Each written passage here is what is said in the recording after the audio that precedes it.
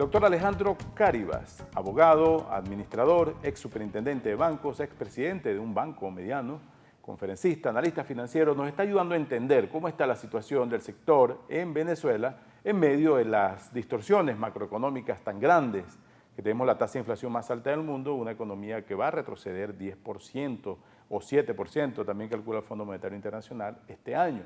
Eso se suma a la caída de 4% del año pasado. O sea, estamos en una recesión y hay quien teme que podamos entrar en una depresión, es decir, un decrecimiento prolongado, una caída prolongada de la economía.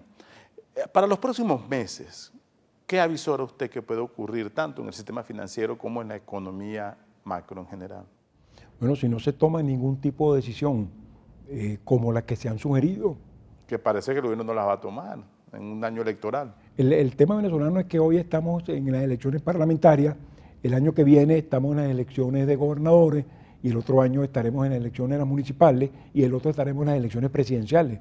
De manera que si se subordina las grandes decisiones en el plano económico a la materia política, pues no se tomarán según ese criterio. Pero cada tiempo que transcurre, un tiempo que conspira en contra de las posibilidades de que la economía crezca, conspira contra las posibilidades de que la inflación disminuya y evidentemente afecta la calidad de vida de los habitantes del país. Pero ¿cómo puede vivir una sociedad en esta permanente zozobra económica? No puedes hacer planes, una empresa no puede proyectar un presupuesto, una persona no sabe cuánto va a costar el mercado de aquí a una semana. ¿Cómo puede mantenerse una estabilidad de esta forma?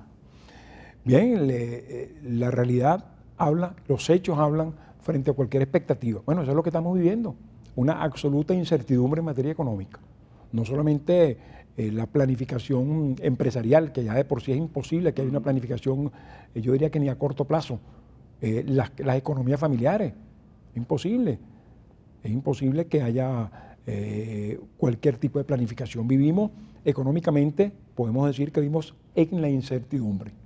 Pero volviendo al tema de cómo intentar protegerse un poco. Si una persona va y acude a la banca para montar su propio negocio en este auge de la informalidad, ¿sería una opción?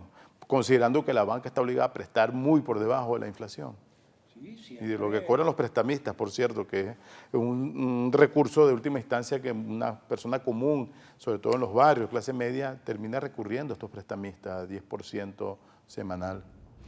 Sí, por supuesto que el acudir a la banca, lo que se denomina bancarizar a la gente, siempre es mucho más favorable para la persona que acudir a un prestamista de estos que prestan a tasas de usura. Si alguien tiene un tipo de emprendimiento y ese emprendimiento logra el éxito, evidentemente que el oxígeno de ese emprendimiento siempre es el recurso financiero y la banca tiene esa disposición. De hecho, encontramos sectores públicos y privados de la banca ofreciendo posibilidades a ese emprendedor. El tema es hasta dónde podemos llegar con el emprendimiento. Están ofreciendo créditos a 60 meses, por ejemplo, con una tasa bajísima. ¿Eso no podría crear también riesgos futuros para todo el sistema?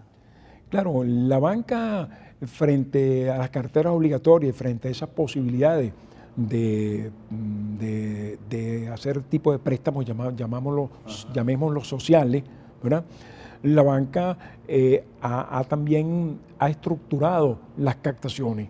Entonces, las captaciones que la banca antes hacía y que colocaba una parte en cuenta corriente, otra parte en cuenta de ahorro y otra parte a plazo fijo, la banca de una u otra manera ha venido direccionando esas captaciones fundamentalmente hacia las cuentas corrientes, que son las cuentas que tienen menor costo financiero porque pagan menores tasas. Y entonces ha sido una manera de compensar esas carteras obligatorias y esas tasas sociales a las cuales se ha visto sometida. Inclusive algunos clientes dicen que no los dejan abrir estas cuentas de plazo fijo, que uno inmovilizaba el dinero. La banca técnicamente acabó con eso. Sí, inclusive eso originó un par de circulares de la superintendencia reclamándole a la banca el que no habría cuentas de ahorro, ni siquiera cuentas a plazo fijo, sino ni siquiera cuentas de ahorro, y la mayoría de las instituciones no le dan cuentas de ahorro a la persona jurídica. Eso ahorita está ocurriendo todavía. Eso está ocurriendo todavía. Ahora, ¿y ¿Qué le ha llegado del sistema financiero respecto a las limitaciones para adecuarse tecnológicamente?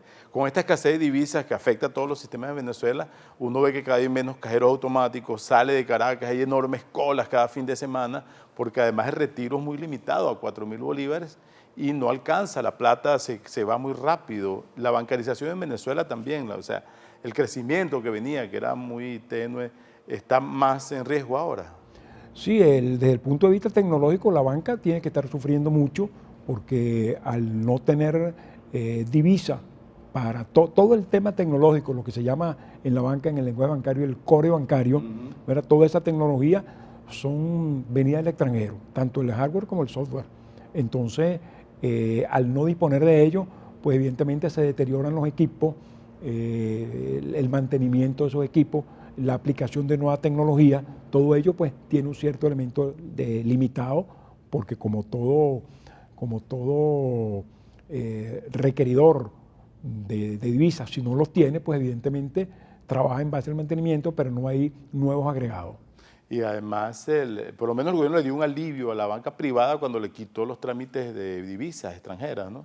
Eso fue por carambola beneficioso. Yo creo que no, porque recuerda que ahora las transacciones en el exterior tienen que ir a través de la banca pública, pero resulta que ese tarjetaviente se va de la banca privada, y él se va de la banca privada, y recuerda que esa es una de las tasas donde la banca obtiene el mayor beneficio, porque puede llegar hasta el 29%.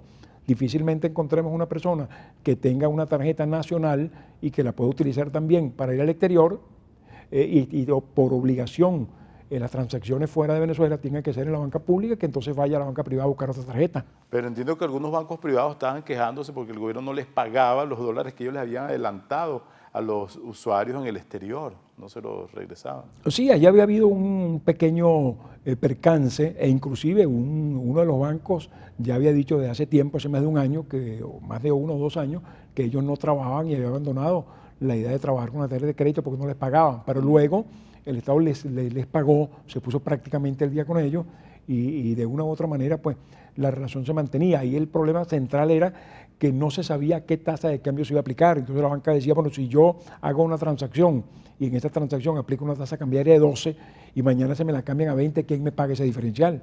Entonces evidentemente desde ese punto de vista fue un cierto alivio. La guerra ahora tendrá que hacerla, o el trabajo fuerte tendrá que hacer la banca para lograr la fidelidad de esos tarjetavientes en el territorio nacional. Y en un mercado de incertidumbre. Bueno, muchas gracias. Bueno, gracias por la invitación.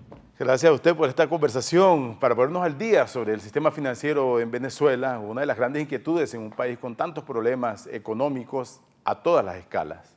Ha sido el doctor Alejandro Cáribas, abogado, administrador, conferencista, ex superintendente de bancos. Muchas gracias a ustedes por recibirnos. Será hasta una próxima oportunidad. Mi Twitter, @OmarLugo, disponible para comentarios.